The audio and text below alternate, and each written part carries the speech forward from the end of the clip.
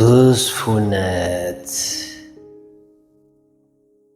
አነቃቃሕቲ ሓሳባት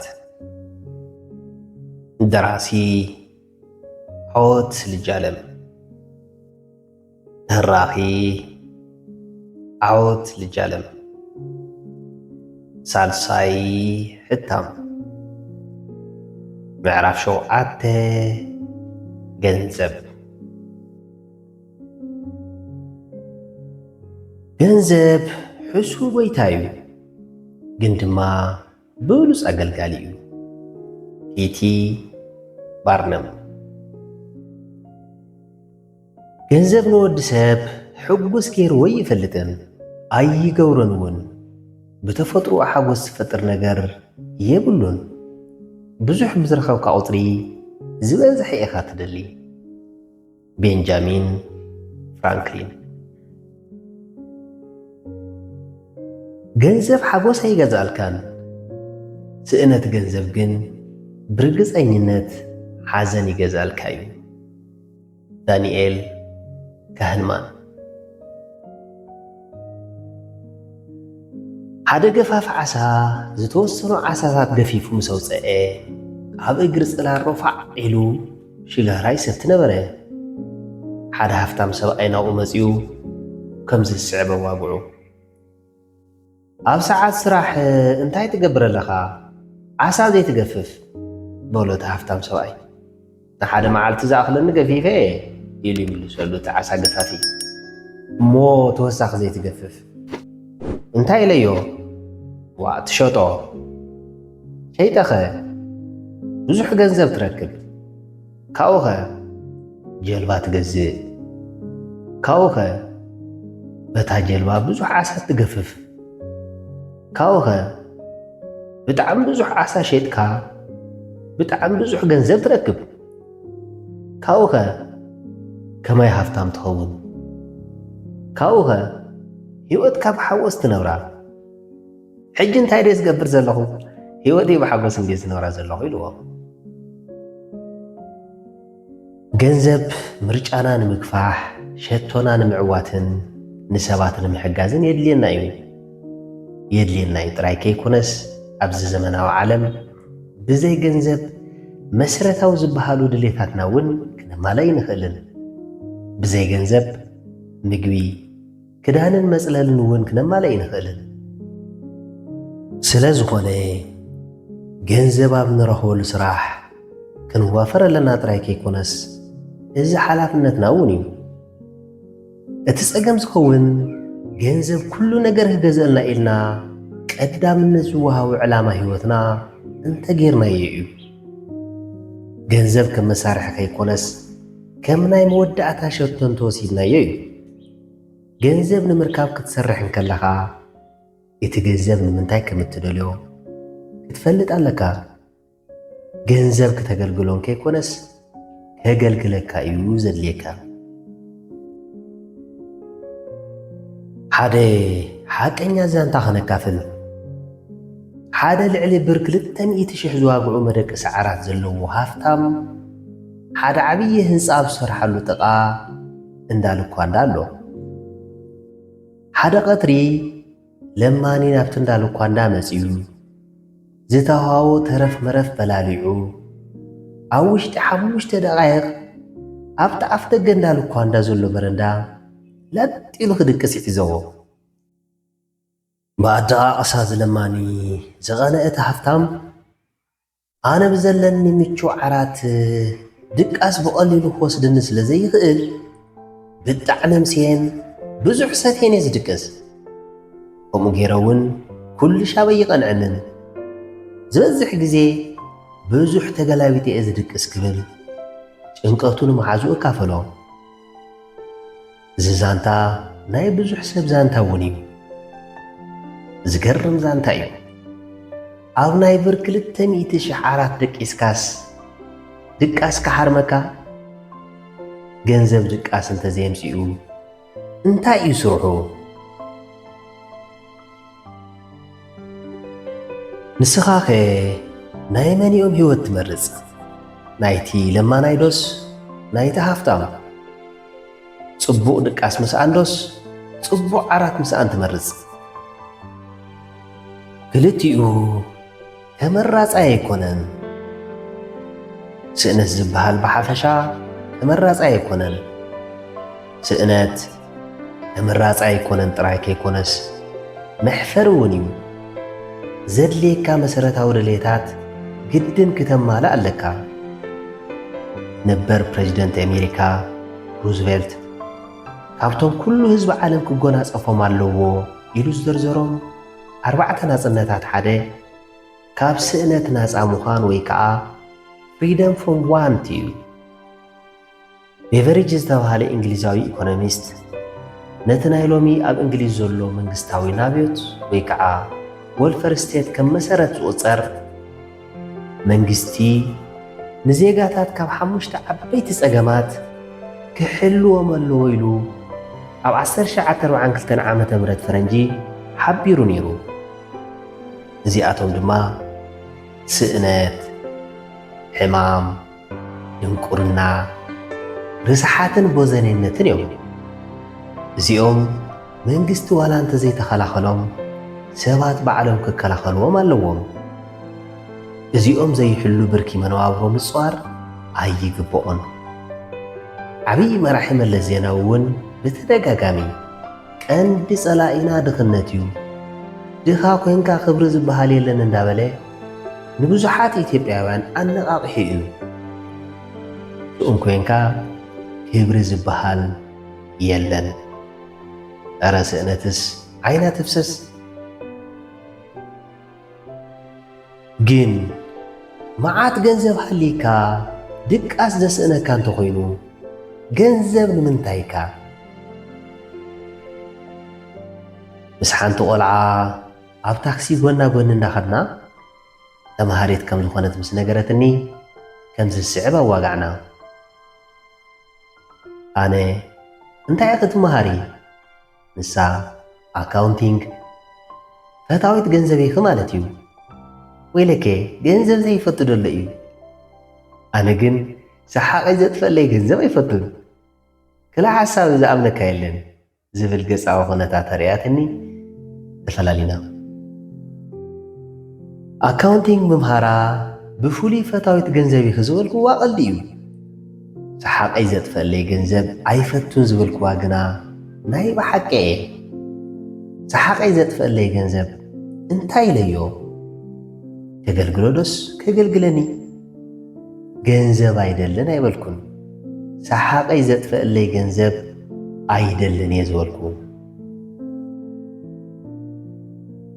ብዛዕባ ገንዘብ ብዙሕ ተባሂሉ እዩ። ገሊኦም ገንዘብ ረሳሕ ኢሎም የቋሽሽዎ፣ ገሊኦም ድማ ገንዘብ እንተሎ ብሰማይ መንገዲ ኣሎ ኢሎም ይወድስዎ። እዞም ክልተ ጫፋት ማይ ዘዕቑር ይኮኑን። ገንዘብ ረሳሕ እዩ፣ ፍልፍል ኩሉ ሕማቕ እዩ ዝብል ሳይንሳዊ መሰረት የብሉን። ገንዘብ ባዕሉ ፍልፍል ሕማቕ ነገር ኮይኑ ኣይፈልጥን። እኳ ደኣስ ኣብዚ ዓለም ዘሎ ሕሰን ፍልፍሉ ገንዘብ ከይኮነስ ስስዐ፣ ዕርፋን ስልጣን፣ ድኽነት፣ ስእነት ከም ዝኾኑ እዮም ሊቃውንቲ ዝሕብሩ። ሓደ ፍልፍል ሕማቕ ነገር ስእነት ገንዘብ እምበር ገንዘብ ኣይኮነን። በቲ ኻሊእ ወገን ገንዘብ እንተሎ ብሰማይ መንገዲ ኣሎ ዝብል ኣባህላ ገንዘብ ኩሉ ነገር ክገዝእ ስለ ዘይኽእል ሓሶት እዩ። ብዙሓት ኣብ ምዕቡላት ሃገራት ዝነብሩ ሰባት ገንዘብ ኩሉ ነገር ከም ዝገዝአሎም ሓሲቦም ሃርኮትኮት ኢሎም ገንዘብ የዋህሉሉ እሞ ኩሉ ነገር ከይገዝአሎም ክተርፍ ናብ ኣእምራዊ ቀውሲ ይኣትዉ። እኹል ገንዘብ ዋላ እንተዋህለልኩ መዓዝ እሞ ተሓጐስኩ ብምባል የንጸርጽሩ። ሓጐስ ዝኸልኦም ዘሎ ግን ገንዘብ ከይኮነስ ገንዘብ ኩሉ ነገር እዩ ዝብል ግጉይ ኣረኣእያ እዩ። ገንዘብ ኩሉ ነገር ኣይኮነን። ሮቢን ዊልያምስ ዝተባሃለ ፍሉጥ ተዋሳኣይን ቀላዳይን ኣሜሪካዊ ብጣዕሚ ሃፍታም እኳ እንተነበረ ብምኽንያት ወልፍን ጭንቀትን ብማሕነቕቲ ዓርሰ ቅትለት ፈጺሙ እዩ። ገንዘብ ኩሉ ነገር እንተዝኸውን ንዊልያምስ ካብ ዓርሰ ቅትለት መድሓኖ። ኣብ ሃገርና እኳ ሳላ ድኽነት ክንደይ ዝተዋህለለ ገንዘብ ሃልዩ፣ እቲ ተሓሳስባ ግን ተመሳሳሊ እዩ። እቲ ብክባር ዓራት እንዳደቀሰ ድቃስ የብለይን ዝበለ ሓውና ሓደ ኣብነት እዩ። እኹል ገንዘብ ኣለዎ፣ እኹል ድቃስ ክገዝኣሉ ግና ኣይከኣለን። ክባር መኪና እንዳሽከርከሩ ገጾም እሾኽ ዝመስሉ እውን ተዓዚበ እየ። ጸላኢ ናይ ኣሾኽ ክባር መኪና ገጽ ክትፈትሕ ብሩህ ገጽ ክትፈጥር እንተዘይክኢላ እንታይ እያ ክትዓብስ? ገንዘብ ኣድላይ እዩ። ዘድልየካ ኣቑሑትን ኣገልግሎትን ትገዝአሉ። ንኽትነብር እኹልን ተመጣጣንን ምግቢ የድልየካ። እዚ ኸተማልእ ገንዘብ የድልየካ። ከፍ መበሊ ወንበር ኣይመችወካን ይኸውን። ዝምችወካ ወንበር ክትገዝእ ገንዘብ የድልየካ። ጫማኻ ብሓደ ገጻ ተበሊዓ ክትቅይራ ደሊኻ ትኸውን። መግዝኢ ጫማ ገንዘብ የድልየካ። ሙሉእ ናጽነት ትረኽበሉ ናይ ባዕልኻ ገዛ ደሊኻ ትኸውን። ገዛ ክትገዝእ ወይ ክትሰርሕ ገንዘብ የድልየካ። ኣገልግሎት ኢንተርኔት ክትጥቀም ደሊኻ ትኸውን። ገንዘብ የድልየካ። ዱባይ ከይድካ ክትናፈስ ደሊኻ ትኸውን። መግዝኢ ትኬት ኣየር ገንዘብ የድልየካ። ክንደይ ኢልካ ክቑፀር? ብሓፂሩ ገንዘብ ዘድልዩኻ ኣቑሑትን ኣገልግሎትን ክትገዝእ የድልየካ እዩ። ገንዘብ ብዝተወሰነ መጠን ድሕንነትን ውሕስናን ይገዝኣልካ እዩ። ግን ኣብዚ ዓለም ኣቑሑት ጥራይ ዲኻ ትደሊ? ብሱረኸ ኣብዚ ዓለም ኣቑሑት ንምግዛእ ዲኻ ትነብር? ኣቑሑት ንምንባር ግድን እኳ ድለይቲ እንተኾኑ ምኽንያት ምንባር ክኾኑ ግና ኣይኽእሉን። ንኽትነብር ኣቑሑት የድልዩኻ እዮም። ንኣቑሑት ክትነብር ግን ትርጉም የብሉን። ኣብ ህይወትካ ልዕሊ ኣቑሑት ትርጉም ዘለዎም ብዙሓት ኣገደስቲ ነገራት ኣለዉ። ንኣብነት ፍቕሪ። እዚ ገንዘብ ክገዝኣልካ ኣይኽእልን። ሓጐስ እውን ዓሚቕ ትርጉም ይህበካ እዩ። እዚ እውን ብገንዘብ ኣይግዛእን። ገንዘብ ኩሉ ነገር እዩ ዝብል እምነት እንተሒዝካ እምነትካ መሊስካ ፈትሾ። ገንዘብ ልኩዑ ፈሊጥካ እንተደሊኻዮ ክትረኽቦ እውን ኢኻ፣ ክትዓግበሉ እውን ኢኻ። ገንዘብ ኩሉ ነገር እዩ። ገንዘብ እንተሎ ብሰማይ መንገዲ ኣሎ ዝብል እምነት እንተሒዝካ ግና እምነትካ ግጉይን ዘይገሃድን እዩ። ገንዘብ ዘይገዝኦም ብዙሓት ድሌታት ኣለውኻ። ድሌታት ወዲ ሰብ ብዙሓት ስለ ዝኾኑ ኩሎም ብገንዘብ ክማልኡ ይኽእሉን። ስቲፈን ኣርኮቬይ ዝተባሃለ ጸሓፊ ምስ ሰለስተ ርእሱ ኣብ ዘዳለዎ መጽሓፍ ወዲ ሰብ ግድን ከማልኦም ዝደልዮም 4 ድሌታትን ተኽእሎታትን ዝበሎም እዞም ዝስዕቡ ተመልከት። 1 ኣካላዊ ድሌታት ወይ ከዓ ፊዚካል ኒድስ። ወዲ ሰብ ንምንባር ምግቢ፣ መጽለሊ፣ ጥዕናን ኢኮኖምያዊ ውሕስናን ዝመሳሰሉ ነገራት የድልይዎ። እዚ ንምምላእ ድማ ገንዘብ የድልዮ። 2 ማሕበራዊ ድሌታት ወይ ከዓ ሶሻል ኒድስ። ወዲ ሰብ ከም መጠን ማሕበራዊ እንስሳ ምስ ካልኦት ሰባት ምዝማድ ይደሊ። ፍቕሪ፣ ሓዳር፣ ዕርክነት፣ ጉርብትናን ማሕበርን ዝመሳሰሉ ማሕበራዊ ድሌታት ኣብዚ ምጥቃስ ይከኣል። እዚ ንምምላእ ጽቡቕ ማሕበራዊ ዝምድና የድልዮ። 3 ኣእምራዊ ድሌታት ወይ ከዓ ሜንታል ኒድስ። ወዲ ሰብ ወናነ እምሮ ስለ ዝኾነ ብፍልጠት ምዕባይን ምስፋሕን ይደሊ። እዚ ንምምላእ ኣብ ዘይቋርጽ ምህሮ ምእታዊ የድልዮ። ዘይቋርጽ ምህሮ ዝህቦ ድማ ንባብ ትዕዝብትን ተመክሮን እዩ። 4 መንፈሳዊ ድሌታት ወይ ከዓ ስፒሪቹዋል ኒድስ። ወዲ ሰብ ትርጉማዊ ህይወት ምንባርን ሓድጊ ምግዳፍን ይደሊ። እዚ ንምምላእ ልዕሊ ነብሱ ምንባር፣ ንወዲ ሰብ ሓገዝቲ ዝኾኑ ስራሕቲ ምስራሕ፣ ልዕሊ መቃብር ሽሙ ከፀውዕዎ ዝኽእሉ ስራሕቲ ምስራሕ የድልዮ። እዞም ጸሓፍቲ ዝኾነ ሰብ እዞም 4 ድሌታት እንተዘይማሊኡ ጎደሎነት እዩ ዝስምዖ ይብሉ። እዞም ድሌታት ጎና ጎኒ ክማልኡ ዘለዎም ተደጋገፍቲ እምበር ተተኻኻእቲ ይኮኑን። ካብዞም ዝተጠቐሱ 4 ድሌታት ገንዘብ ከማልኦ ዝኽእል እቲ ኣካላዊ ድሌት ጥራይ እዩ። ንሱ እውን መሊኡ ከማልኦ ይኽእልን። ንኣብነት ጥዕና ከማልእ ይኽእልን። ዝተረፉ ማሕበራዊ፣ ኣእምራውን መንፈሳውን ድሌታት ብገንዘብ ኣይማልኡን። ስለ ዝኾነ ገንዘብ ኩሉ ነገር የማልእን ጥራይ ከይኮነስ ከማልአልና ዝኽእል ንእሽተይ ድሌት እዩ። ቅድሚ 100 ዓመት ሓደ ወዲ ብህይወት እንዳሃለወ ዜና ሞቱ ወይ ከዓ ኦቢቹዋሪ ኣብ ጋዜጣ የንብብ እሞ ፈለማ ይድንግጽ፣ ይስንብት። ውንኡ ምልስ ምስ በለ ግን ሰባት ብዛዕባኡ እንታይ ከም ዝብሉ ክፈልጥ ደለየ። ንጉስ ዳይናማይት ሞይቱ፣ እቲ ነጋዳይ ሞት ሞይቱ ዝብል ኣንበበ። እታ ነጋዳይ ሞት ሞይቱ ትብል ርእይቶ ብጣዕሚ ተሰሚዐቶ። ምስ ሞትኩ በቃ ብኸምዚ ዲ ክዝከር ኢሉ ከስተንትን ጀመረ። ብኸምዚ ክዝከር ከም ዘይደሊ፣ ነዚ ዝቕይር ስራሕ ክሰርሕ ከም ዘለዎ እውን ወሰነ። ካብታ መዓልቲ እቲኣ ንድሓር ልዕሊ ሃፍቲ ምእካብ ዘገድሶ ጉዳይ ከም ዘሎ ተረዲኡ ኣብ ሰላምን ብልጽግናን ዝነጥፍ ገባሪ ሰናይ ወይ ከዓ ፊላንትሮፒስት ኮነ። ዳርጋ 94% ሃፍቱ ሽልማት ኖቤል ወይ ከዓ ኖቤል ፕራይዝ ንዝበሃል ትካል ኣውረሰ። እዚ ትካል ኣብ ፊዚክስ፣ ኬሚስትሪ፣ ሕክምና፣ ስነ ጽሑፍን ሕውነትን ጽቡቕ ኣስተዋጽኦ ንዝገብሩ ሰባት ዝሽልም እዩ።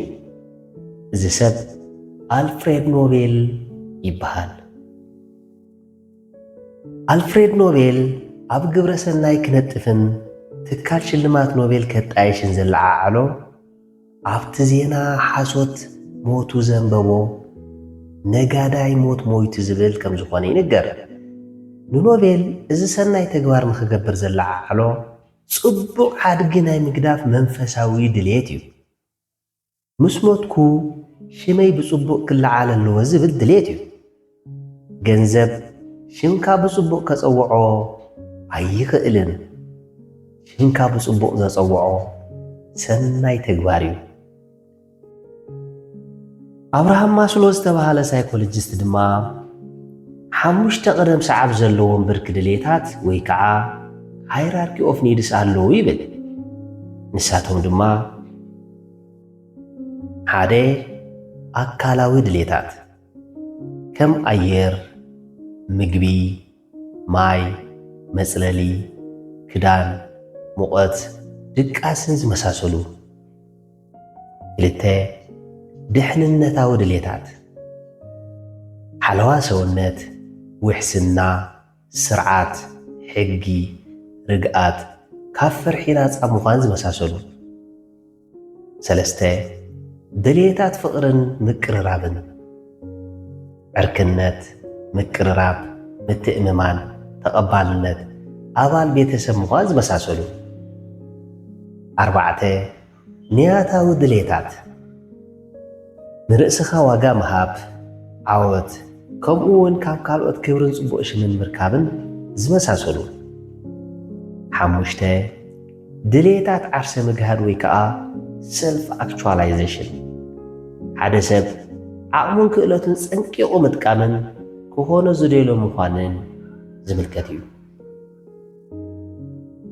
ከም ኣበሃል ኣብርሃም ማስሎ ፈለማ ኣካላዊ ድሌት ከተማልእ ትደሊ ንሱ ምስ ኣማላእኻ ድሕንነታዊ ድሌት ብምቕጻል ፍቕርን ምቅርራብን ብምቕጻል ንያታዊ ድሌት ኣብ መወዳእታ ድማ ድሌታት ዓርሰ ምካዲኻ ከተማልእ ትደሊ ሓደ ብርኪ ዘሊልካ ናብቲ ቐጻላይ ድሌት ክትከይድ ኣይትኽእልን ይብል።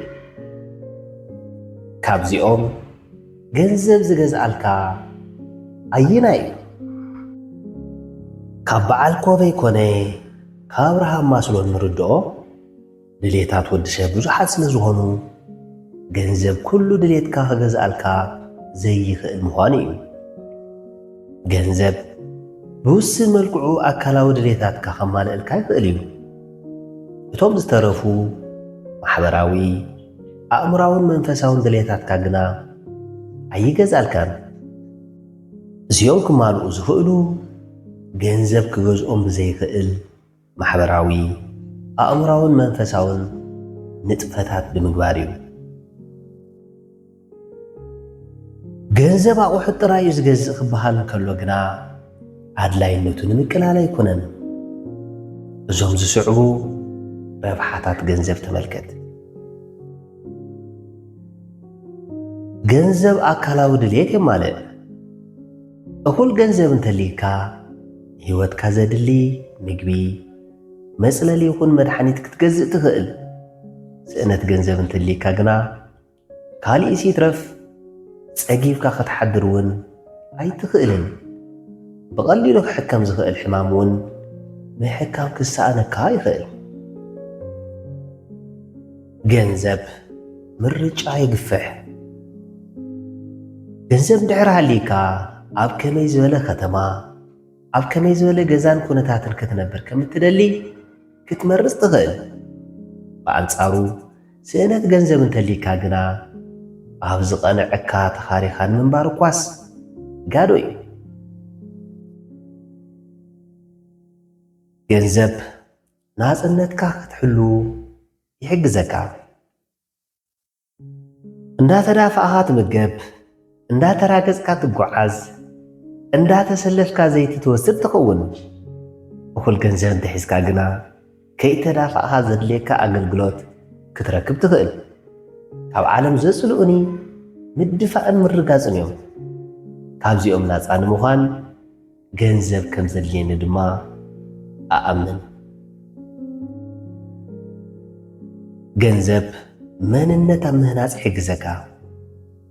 ኣተዓባብያኻ፣ ምህሮኻ፣ ክእለትካ፣ ሞያኻ ገንዘብ ዋላ ይግዛእዮ ገንዘብ ተኸፊልዎ ዝተረኸበ እዩ። ንኣብነት ካልኣይ ብርኪ ትምህርትኻ ዋላ ንስኻ ይትኽፈሎ ገንዘብ ግን ተኸፊልዎ እዩ። ቤተሰብካ ወይ መንግስቲ ከፊሎም እዮም ኣምሂሮምኻ። እዚ ድማ መንነትካ ምህናጽ ሓጊዙካ እዩ። ገንዘብ ማሕበራዊ ቦታ ምርካብ ይሕግዘካ። ገንዘብ ጽቡቕ ማሕበራዊ ቦታ ክትረክብ ዕድል ይፈጥረልካ እዩ። ድኻ ተለህ እምበር መን ተቖጸበሎ ከም ዝበሃል እዩ። ገንዘብ ኣቓልቦ ክትረክብ፣ ሓሳብካ ክድመጽ፣ ቦታ ክትረክብ ይሕግዘካ እዩ። እዚ ፍትሓዊ ድዩ? ፍትሓዊ ኾነ ይኮነ ዓለምኩም እያ። ገንዘብ ክትልግስ ይሕግዘካ። ቢልጌትስ ኣብ 2019 ዓ.ም ፈረንጂ 96.5 ቢልዮን ዶላር ዝተጻረየ ሃፍቲ ብምውናን ካብ ጄፍ ቤዞስ ቀጺሉ ካብ ዓለም መበል ካልኣይ ሃፍታም ተባሂሉ እዩ። ቢል ምስ ሰበይቱ ሜሊንዳ ጌትስ ኣብ 2000 ዓ.ም ፈረንጂ ንዝጀመሮ ስራሕቲ ግብረ ሰናይ ልዕሊ 36 ቢልዮን ዶላር ብምልጋሱ ኣብ 2018 ዓ.ም ፈረንጂ ኣብ ኣሜሪካ እቲ ብጣዕሚ ለጋሳይ ዝብል መወደሲ ሽም ተዋሂብዎ እዩ። መብዛሕትኡ ግዜ ንጥዕና ንረድኤት ሓደጋ ንትምህርቲ ንቕነሳ ድኽነትን ሰናይ ምሕደራን እዩ ዝልግስ። ኣብ ሃገርና እውን ሼኽ ኣላሙዲን ክንደይ ከም ዝልግሱ ንፈልጥ ኢና። ኣብ ሓምለ 2011 ዓ.ም ኣብ ትግራይ ኣብ ዝነበረ ፕሮግራም መተኣኻኸቢ ገንዘብ ኣብ 2 ሰንበት ጥራይ ሃፋትም ተጋሩ ንልምዓት ትግራይ ልዕሊ ብር 600 ሚልዮን ለጊሶም እዮም። ዕለት 11 ታሕሳስ 2012 ዓ.ም ፈረንጂ ኣብ ዝነበረ መተኣኻኸቢ እቶት ማሕበር ልምዓት ትግራይ ኣይተ ኣባይ ጊላ ማርያም ዝተባሃሉ ብጥሮታ ዝመሓደሩ ብር 1 ሚልዮን ብምውፋይ ንሰብ ኩሉ ኣገሪሞሞ እዮም። ኩሉ ሃፍታም ለጋስ ዋላ ይኹን እዞም ሃፋትም ክልግሱ ዝኽኣሉ ግን ገንዘብ ስለ ዘለዎም እዩ። ገንዘብ እንድሕር ዘይብልካ ክትልግስስ ይትረፍ ንቐረባ ቤተሰብካ እውን ክትሕግዝ ኣይትኽእልን። ገንዘብ ዝገዝኦም ኣቑሑትን ኣገልግሎታትን ዘርዚርካ ይውድኡን። ብኻሊእ መዳይ ገንዘብ እዞም 21 ነገራት ግን ኣይገዝእን። 1 ፍቕሪ። ገንዘብ ሓይሊ፣ ውዳሴ፣ ዓጀብቲ ክገዝእ ይኽእል እዩ። ሓቀኛ ፍቕሪ ግና ኣይገዝእን። ፍቕሪ ዝኽሰብ ብፍቕሪ ጥራይ እዩ። ናይ ሰብ ፍቕሪ ምውናን ዝከኣል ፍቕሪ ብምሃብ እዩ። ገንዘብ መገልገላይ ክገዝእ ይኽእል እዩ። መፍቀራይ ግና ኣይገዝእን። እኳ ደኣስ ሃፍታም ብዝኾንካ ቁፅሪ ኩሉ ነገር ብገንዘብ ዝግዛእ ክመስለካ ስለ ዝኽእል ንሰብ እውን ብገንዘብ ክትገዝእ ክትደሊ ትኽእል ኢኻ። ሰብ እውን ብሃፍትኻ ክቐርበካ ክደሊ እዩ። ስለ ዝኾነ ሓቀኛ ፍቕሪ ምስቲ ምቓር ክትጽገም ትኽእል ኢኻ። ብዙሓት ሃፋትም ብዛዕባ ፍቕሪ ንርእሶም ዝሓትዎ ኩሉ ሃፍተይ ሎማዓንቲ እንተዝጠፍእ እዚ ሰብ መፍቀርኒ ዶ ዝብል እዩ። 2 ሓጎስ። ገንዘብ ደስታ ይፈጥር እዩ፣ ሓጎስ ግን ኣይገዝእን። ብዙሕ ገንዘብ ብዝረኸብካ ቁፅሪ ብጣዕሚ ብዙሕ ስለ እትደሊ ገንዘብ ሓጎስ ክፈጥረልካ ኣይኽእልን። ብርግጽ ኣብ እዋን ስእነት ገንዘብ ሓጎስ ይፈጥረልካ እዩ። እተን መሰረታውያን ነገራት ምስ ኣማላእኻ ግና ገንዘብ ምንጪ ሓጎስ ክኸውን ኣይኽእልን። ብዙሕ ገንዘብ ሃልይካ ዘይተመስግን እንተኾንካ ሕጉስ ክትከውን ኣይትኽእልን። 3 ሓቂ። ገንዘብ ንሓቂ ብሓይሊ ገንዘብ ብግዝያውነት ክትእምዝዛ ይኽእል እዩ። ንሓዋሩ ኸጥፋእ ግና ኣይከኣሎን። በቲ ለሓቂ ትቐጥን እምበር ኣይትብተኽን ከም ዝበሃል እዩ። ገንዘብ ንግዚኡ ንሓቂ ክጸቕጣ ይኽእል እዩ። ጨሪሱ ኸጥፋእ ግና ኣይኽእልን። 4 ግዜ። ሓደ ሰብ ክንዲ ድላዩ ገንዘብ ይሃልዎ ዋላ ሓንቲ ሴኮንድ እኳ ንድሕሪት ናይ ምምላስ ዓቕሚ የብሉን። ገንዘብ ብወሳኺ ግዜ ክፈጥር ወይ ዝጠፈቐ ግዜ ክምልስ ኣይኽእልን። ድላይካ ገንዘብ ይሃልኻ እታ መዓልቲ ዘላ 24 ሰዓት ክትውስኸላ ኣይትኽእልን። ክትገብሮ እትኽእል እቲ 24 ሰዓት ብግቡእ ምጥቃም እዩ። ድላይ ገንዘብ ይሃልኻ ብገንዘብ ዕድመ ክትውስኽ እውን ኣይትኽእልን። 5 ሰላም። ገንዘብ ሰላምን ርግኣትን ከምፅኣልካ ይኽእልን። ገንዘብ ሰላምን ርግኣትን ዘምፅእ እንተዝኸውን ዓለምና ሎሚ በፂሓቶ ብዘላ ምዕባለ ጎንፅን ኩናትን ነበረ ምኾነ። ሓደ ሊቅ ካብ ታሪክ እንመሃሮ ካብ ታሪክ ክንምሃር ዘይምኽኣልና እዩ ዝበለውን ኩሉ ሻብ ዝገርመኒ። ካብ ታሪክ እንተንምሃር ኩናት ነበረ ምኾነ ኣብ ባንኪ ብዘቐመጥካዮ መጠን ገንዘብ ሰላምን ርግኣትን ክትረክብ እንተሓሲብካ ዓሽኻ ኣለኻ ማለት እዩ። ሰላምን ርግኣትን ዝመጽእ ብሰናይ ኣተሓሳስባ እዩ። ገንዘብ ሰላምን ርግኣትን ኣይገዝእን። ውሽጣዊ ሰላም ክትረክብ እትኽእል ኣብ ሕይወትካ ትርጉም ብምርካብ እዩ። ሰላም ክትረክብ እትኽእል ኣካላዊ፣ ኣእምራዊ፣ ስምዒታውን መንፈሳውን ሓድነት ዝፈጥሩ ከም ሜዲቴሽን ዝመሳሰሉ ንጥፈታት ብምክያድ እዩ። 6 ክእለት ተውህበን ክእለትን ብገንዘብ ኣይግዛእን። ገንዘብ ሓደ ክእለት ክትውንን ይሕግዘካ ይኸውን። ክእለት ክገዝኣልካ ግና ኣይኽእልን። ክእለትን ውሕልናን ምሳኻ ተፈጢሩ ብምህሮ ብልምምድን ብተመክሮን ዝምዕብል እምበር ብገንዘብ ኣይግዛእን። ናይ ብር 1 ሚልዮን ፒያኖ ክትገዝእ ትኽእል ኢኻ። ብብር 1 ሚልዮን ክእለት ምጽዋት ፒያኖ ክትገዝእ ግና ኣይትኽእልን። ፒያኖ ምጽዋት እትኽእል ብዝንባለ ብመጽናዕትን ብልምምድን እዩ። ገንዘብ ክእለት ንኽተጥሪ ናይ ምህሮ ክፍሊት ይሽፍነልካ እዩ። ክእለት ግን ኣየጥርየልካን። 7 ጥዕና ጥዕና ክንብል እንከለና ኣካላውን ኣእምራውን ጥዕና ማለትና እዩ። ብገንዘብካ ንፉዕ ሓኪምን ክቡር መድሓኒትን ክትገዝእ ትኽእል ኢኻ። ሕማም ዝበሃል ከይትንክፈካ ክትገብር ግና ኣይትኽእልን።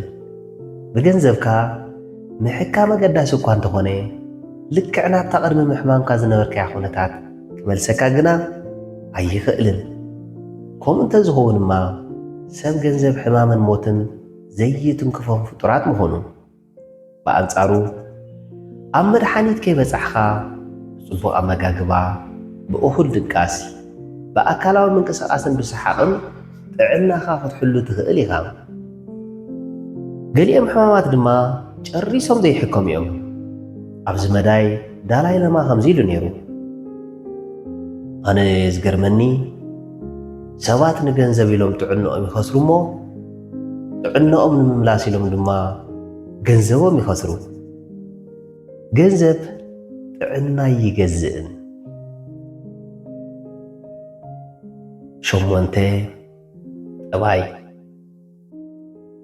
ገንዘብ ትሕትና፣ ሕያዋይነት፣ ሓጋዛይነት፣ ልውህና፣ ዓቕልን መዳማፀይነትን ክገዝአልካ ይኽእልን።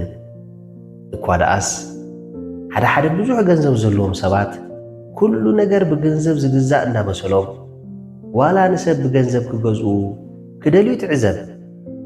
እዚ ድማ ሕማቕ ጠባይ ክላወሱ ይገብሮም።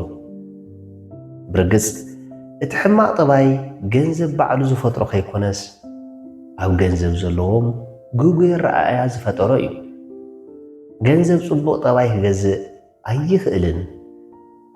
ጽቡቕ ጠባይ በብግዚኡ ኮስኪስካ ዝዓቢ ባህሪ እዩ።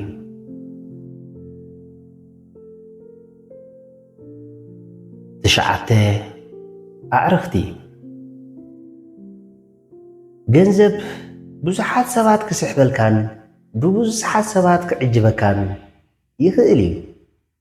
ኣብ ረኻብካን ስእነትካ ናብ ጎንኻ ዝኾኑ ሓቀኛ ዕርክቲ ግና ኣይፈጥረልካን።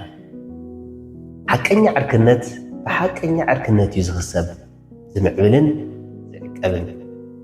ገንዘብ ኣዕርክቲ ይገዝእን።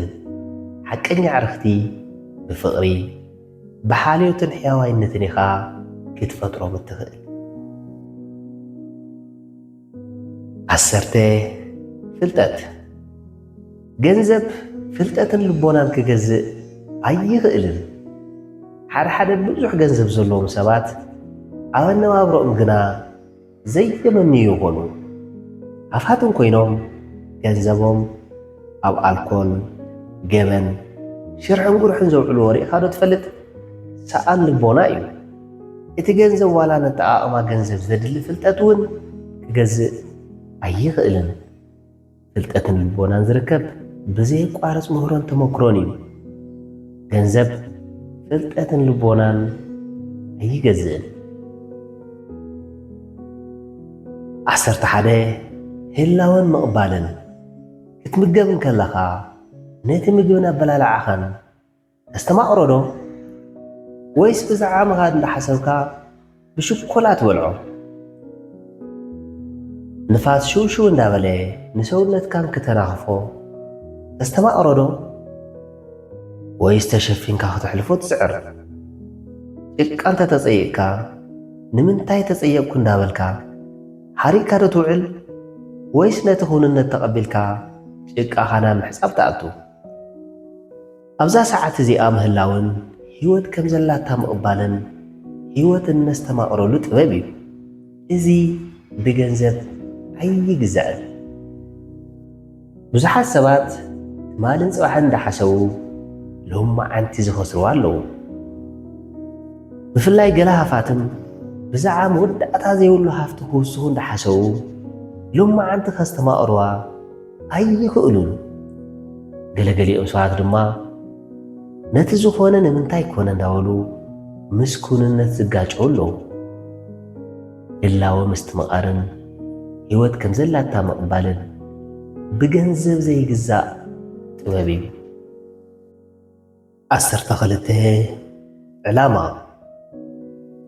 ገንዘብ ዕላማ ይፈጥረልካን ዕላማኻ ብጣዕሚ ሃፍታም ምዃን ክኸውን ይኽእል እዩ። እዚ ግን ናይ መወዳእታ ዕላማኻ እንተኾይኑ ግን ትርጉም ክህበካ ይኽእልን። ዕላማ ናይ መንባር ትርጉም ዝህበካ ክኸውን ኣለዎ። ንኣብነት ንሰባት ምሕጋዝ ክኸውን ይኽእል። ገንዘብ ዕላማኻ ንምዕዋት ይጠቅም እዩ። ገንዘብ ባዕሉ ዕላማ ህይወት ክኸውን ግና ኣይኽእልን።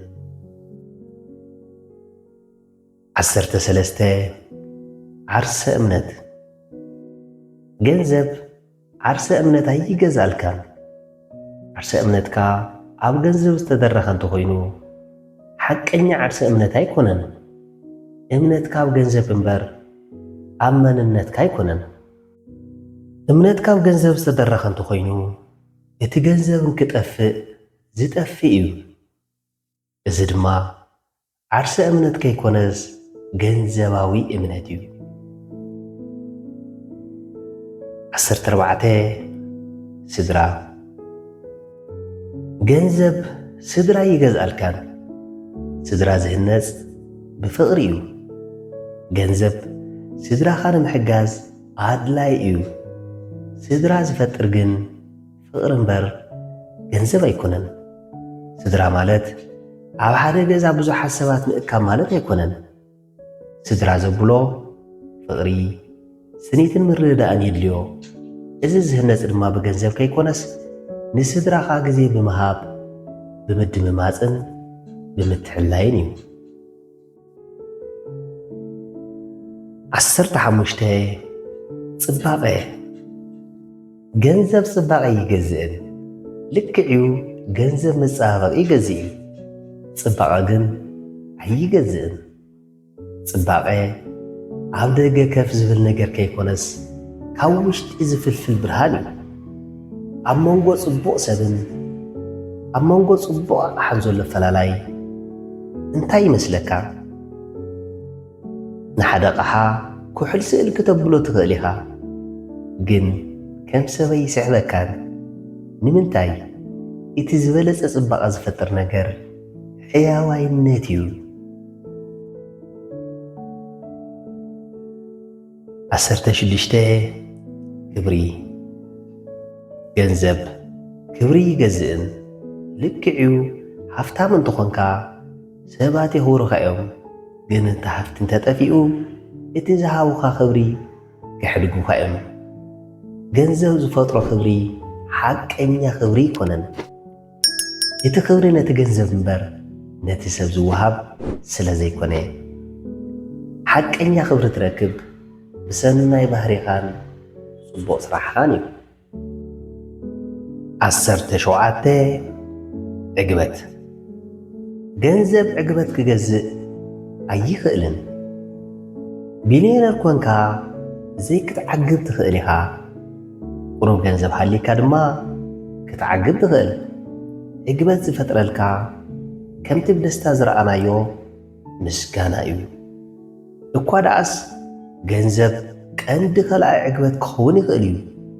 ብዙሕ ገንዘብ ብዝረኸብካ ቁፅሪ ብዙሕ ኢኻ ትደሊ። እዚ ድማ ብዝኾነ ነገር ከይተዓግብ ይገብረካ እዩ። 18 ኣካላዊ ብቕዓት ወይ ከዓ ፊትነስ። ገንዘብ ኣካላዊ ብቕዓት ክገዛእልካ ኣይኽእልን። ብዙሕ ገንዘብ ክህልወካ ይኽእል እዩ፣ ብቑዕ ኣካል ክገዛእልካ ግና ኣይኽእልን። እዚ ክመጽእ ዝኽእል ብኣካላዊ ምንቅስቓስን ብኣመጋግባን እዩ። 19 ናጽነት። ገንዘብ ኣቑሑትን ኣገልግሎትን ይገዝእ እዩ፣ ናጽነት ግን ኣይገዝእን። ናጽነት ብናጽነት ናይ ምሕሳብ ምዝራብን ምግባርን ኩነታትን እዩ። እዚ ድማ ተፈጥራዊ ናጽነትካ ካብ ምጥቃም እምበር ብዙሕ ገንዘብ ካብ መሓዝ ዝመጽእ ኣይኮነን። ብርግጽ ንኸብድኻ ክትብል ናጽነትካ ክትሸይጥ ትኽእል ኢኻ፣ ግን ገንዘብ ናጽነትካ ይገዝአልካ እዩ ማለት ኣይኮነን።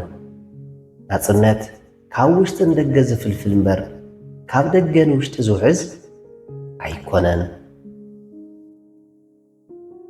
20 ድሕነት ስቓይ ህይወት። ገንዘብ ካብቶም ኩሎም ስቓያት ህይወት ኣየድሕነካን።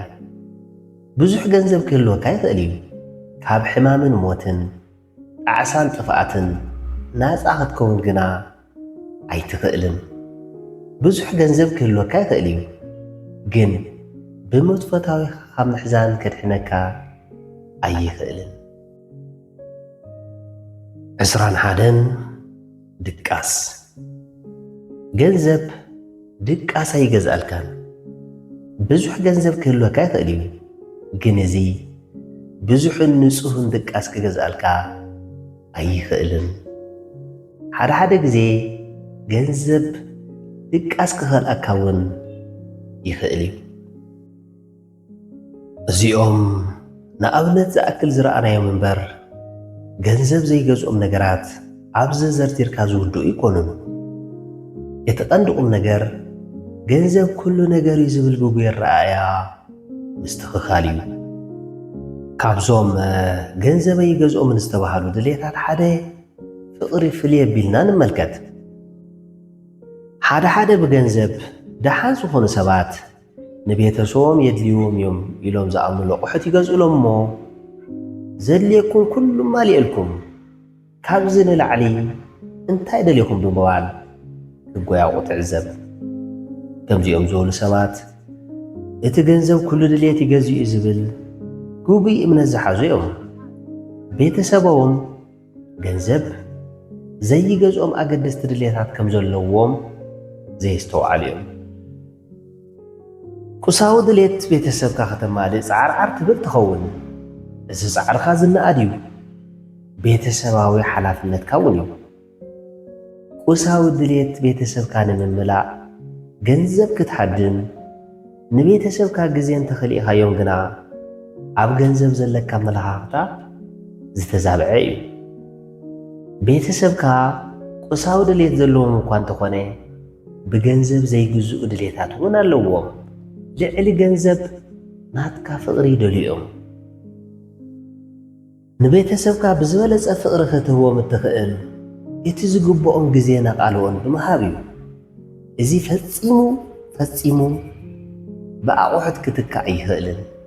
ፈፂሙ ምናልባት ኣብ መወዳእታ ህይወትካ ክትጣዓሰካ ዝኽእል ብዙሕ ገንዘብ ዘይምህውላልካ ከይኮነስ ብዙሕ ግዜ ምስ ቤተሰብካ ዘይምሕላፍካ እዩ። ካባኻ ፍቕሪ ንዝደልዩ ሰባት ዝግብኦም ፍቕሪ ዘይምሃብካ እዩ ዝያዳ ክትጣዓሰካ ዝኽእል።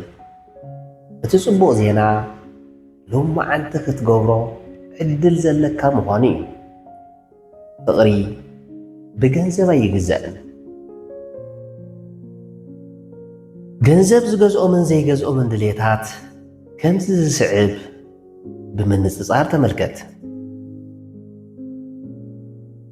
ገንዘብ ኣቑሑት እምበር ደስታ ይገዝእን። ገንዘብ መድሓኒት እምበር ጥዕና ይገዝእን። ገንዘብ ምግብ እምበር ሸውሃት ኣይገዝእን። ገንዘብ ዓራት እምበር ድቃስ ኣይገዝእን። ገንዘብ መጽሓፍ እምበር ፍልጠት ኣይገዝእን። ገንዘብ ዓጀብቲ እምበር ኣዕርኽቲ ይገዝእን። ገንዘብ ቀለበት እምበር ሓዳር ኣይገዝእን። ገንዘብ ህንፃ እምበር ቤት ኣይገዝእን። ገንዘብ ሰዓት እምበር ጊዜ ይገዝእን። ገንዘብ ውዳሰ እምበር ክብሪ ይገዝእን። ገንዘብ ኣገልግሎት እምበር ፍቕሪ ይገዝእን። ገንዘብ ማዕርግ እምበር ሓበነ ይገዝእን። ገንዘብ ሃፍቲ እምበር ዕላማ ይገዝእን። ገንዘብ ወርቂ እምበር ጠባይ ኣይገዝእን። ገንዘብ ወናብር እምበር ቅሳነት ኣይገዝእን። ገንዘብ ፍርናሽ እምበር ምቾት ኣይገዝእን። ገንዘብ ናእዳ እምበር ንያት ኣይገዝእን። ገንዘብ ህያብ እምበር ፍቶት ኣይገዝእን። ደስ ዝብል ንጽጽራዊ ገላልጻ እዩ። በቲ ሓደ ወገን ገንዘብ ዝገዝኦም ኣገደስቲ ነገራት ምህላዎም ፈሊጥካ ክትደልዮ፣ በቲ ካልእ ወገን ድማ ገንዘብ ኩሉ ነገር ከም ዘይገዝእ ፈሊጥካ ባርያ ገንዘብ ከይትኸውን ዘንቅሕ ኣገላልጻ እዩ። እቶም ገንዘብ ዝገዝኦም ነገራት ሕሱራት እዮም ማለት ኣይኮነን፣ ግን ድማ ገንዘብ ዘይገዝኦም ብዙሓት ክቡራት ነገራት እውን ኣለዉ። ገንዘብ ባዕሉ ጽቡቕ ወይ ሕማቕ እውን ኣይኮነን፣ ኣገልጋሊ እዩ። ኣብ ገንዘብ ዘለካ ረኣያ እዩ ከጸብቖን ክሕምቖን ዝኽእል። ገንዘብ ንናብራ ዘድልዩ ኣቑሑታትን ኣገልግሎታትን ስለ ዝገዝኣልካ የድልየካ እዩ። ግን ድማ ብገንዘብ ዓዊርካ እቶም ገንዘብ ዘይገዝኦም ኣካላዊ፣ ማሕበራዊ፣ ኣእምራውን መንፈሳውን ድሌታትካ ከይትኸስር ሚዛን መሓዝ ከድልየካ እዩ።